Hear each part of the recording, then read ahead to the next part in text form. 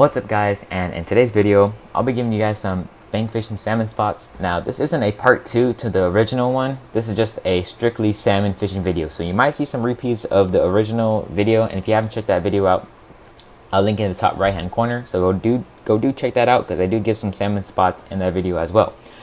Okay, so now a couple things before we get into it.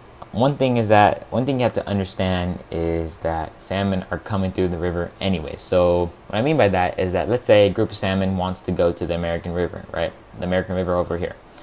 What they first have to do is they have to go through all this river first. So let's say they're in Clarksburg, right? And you're fishing in Freeport. This is just an example. Let's say you're fishing the Freeport Bridge right here. You're right there, right? Fishing the Freeport Bridge, right? Throwing whatever lure you are for salmon, and the school of salmon comes up the river, right? They had to swim through this entire river right here. They had to swim through this entire water. And eventually they make their way into the Freeport area where you are. And when they do make it to your area, you do have a pretty good chance of hooking into a salmon. Let's say you do hook one and the school keeps on going on. The school keeps on going and they had to keep on swimming through this entire pocket area. And, you know, they go through Pocket, Riverview, past Miller, and eventually into Discovery and making it into the American River. So basically, if you think about it, that entire river that they just passed up is a good area to fish, because even the ones that are going to the American, and even ones who are going all the way up in the Feather, they all had to pass up Freeport. They all had to pass up Pocket. They even had to go through Clarksburg and Hood. So if you think about it that way, pretty much anywhere you go on the Sacramento River is a good area to fish for salmon. So don't really worry about the spots too much, but this is just like some beginner spots if you don't know where to go. Now, if you've been fishing the Sac River for a while, you might know all these spots I'm about to recommend to you. But if you just keep that in mind, just know that salmon are pretty much anywhere you go, and you go during the right times. Like right now, it's a little hot. It's like 100 degrees outside. It's like August right now. So, you know, right now it's probably not the best time to go for salmon. But let's say you're going at the end of September, October, November. It's usually your best bet to go and catch salmon. So realistically, if you just know that salmon are pretty much anywhere you go, they're almost anywhere in the Sacramento River, and you're fishing during the prime time, like October, November, and late September, and early morning or late evening, you pretty much have a 99% chance or 95% chance of catching them. So just have confidence of where you are, and just trust that, and just have fun, and just trust that you'll catch one eventually. As long as you're determined and you want to catch one, you'll get one for sure. Just believe. So without further ado, let's get into these spots. So first one I recommend is Sand Cove. And one thing, please do not litter when you do get to these spots.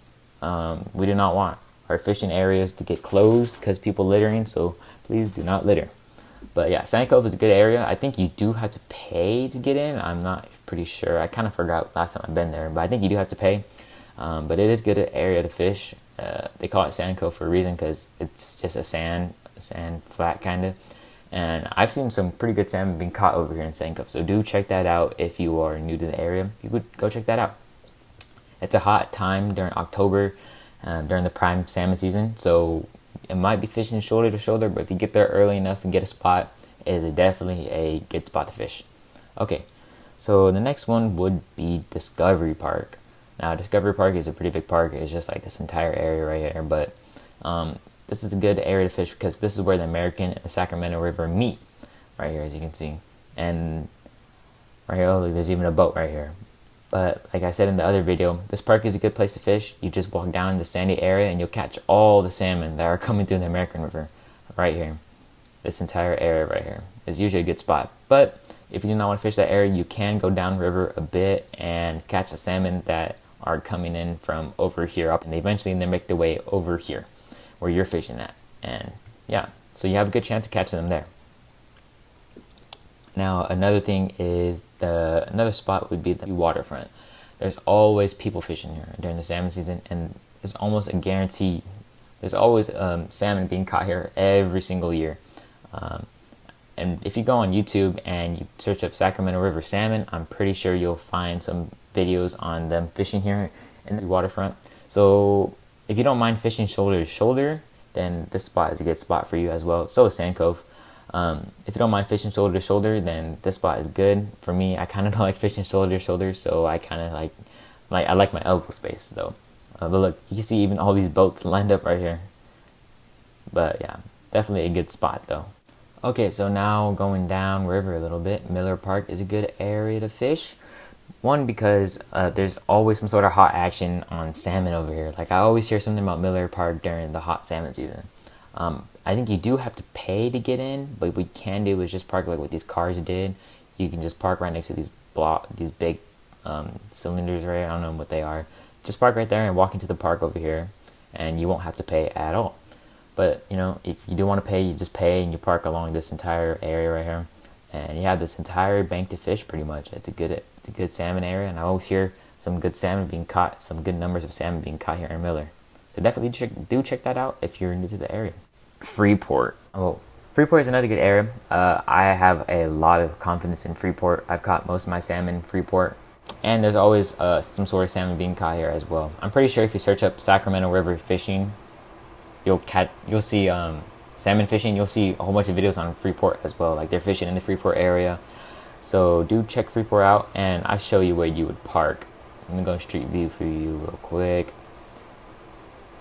Okay, so now that we're in street view, you can see, looks like it was during the wet season because the grass is all green, or after a rain. But as you can see, let me go down here. There's a parking space down there. You would park right there, and you would walk up the levee, and yeah, that's pretty much all you do. That's how Freeport is. You would just like park right here off to the side, walk up the levee, walk over, and you would be at the river already. So yeah, do check out Freeport. But if Freeport is all taken up sometimes, like during the hot season, during the hot time, Freeport can be all taken up, all the parking spaces. What you can do is you can drive down River Road and just finding any parking space off the main road, just park there and walk over and just fish. Because like I said, salmon are coming through the river anyways. So if you think about it, if you're fishing during the right season, during October, November, and late September, and during the morning, you have a pretty good shot pretty much anywhere in the river to catch salmon. Now, it's not 100% guaranteed, but you do have a pretty good shot. So as long as you keep that stuff in mind, you're in pretty good shape to catch a salmon this year. And another good area I like to fish is, I like to fish Hood. I like to fish Cortland as well. Cortland's one good area. It's very deep over there, so if you like fishing the sandy area, if you like fishing the sandy area, you should probably go to Pocket or like Garcia Bend or Sand Cove. Some part of Hood is pretty sandy as well. Like over here, it's pretty sandy. But yeah, Cortland is a good area. I like to fish anywhere around Cortland. Any parking space that we find, just park and just fish there for salmon. So yeah, that's pretty much all the spots that I fish at for salmon. And just keep that in mind that even though you might know all these spots I just recommended you, just know that anywhere on the Sac River is fine, because if you think about it, they're all coming through anyways, like I explained earlier in the video. So just keep that in mind and check out my other salmon fishing videos for tips and tricks and stuff like that. And a couple more tips that I can give you guys is so here's one of my tips to give you. So let's say this is downriver, that's upriver right here, as you can see. Let's say you're fishing right here. You're fishing right here, right? I know, please excuse the really bad drawing. I am not an artist, but just for the purpose of this video, I just kind of sketched it. So let's say you're fishing right here, right? And this guy hooks up right here.